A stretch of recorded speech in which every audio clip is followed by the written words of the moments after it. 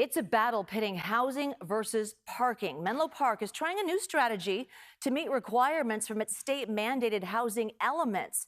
So the city is working to build hundreds of affordable housing units in the 3 downtown parking lots located between Oak Grove and Santa Cruz Avenues. All 3 lots are already surrounded by shops and businesses. Some locals are so concerned over that potential loss of parking that they're trying to block it through the ballot box. Max Darrow spoke with neighbors on both sides of this battle. When Margarita Mendez looks at this parking lot in downtown Menlo Park, maybe my kids could afford to live here. she sees possibility. This is a large piece of land that would fit a lot of homes. City leaders think so too. They're pushing forward with a plan to turn 3 city-owned downtown parking lots into developments with hundreds of units of affordable housing.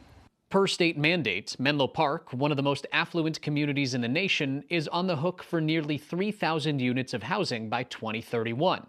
Mendez, a teacher and longtime resident, says this is long overdue. People that work here should be able to live here. You know, I would qualify for that affordable housing. I have 33 years experience teaching, right?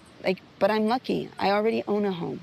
So the concern here is... But Alex Beltramo, another longtime resident and a leader of the group Save Downtown Menlo, says any location would be better than the proposed one. You know, it's not opposing housing. We all recognize that we need it and we need affordable housing. It'd be great for it to be near downtown, and there's lots of places that would make sense. But the last place, the worst place, would be the downtown parking lots. His reasoning comes from conversations with downtown business owners. 115 of them have signed on to a plea to the city council that's posted on the Save Downtown Menlo website. Without that convenient parking, these businesses, most of them they won't survive. They will need to leave. You lose businesses, it can take decades to get them back. You can't take away the buildings. You can't say this was a bad idea. It's irreversible. Residents opposed to the idea have since sued the city and are beginning to collect signatures for a proposed ballot initiative that, if approved, would prohibit the city from converting the parking lots without voter approval. So this is such an important decision that it should not be made by a 3-person majority of whatever city council happens to be in office. This decision needs to be made by the people of Menlo Park. So we want to help the city find other sites to put the housing that we need.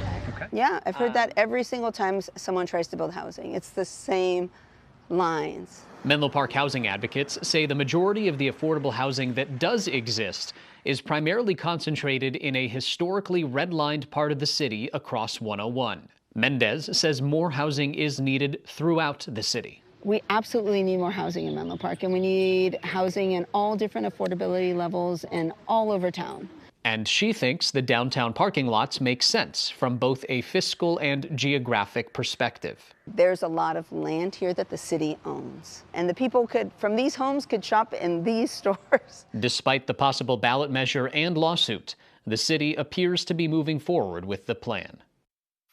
In order for the initiative to make it onto the ballot, supporters will have 180 days to get signatures from 10% of registered voters. That's just over 2,100 people.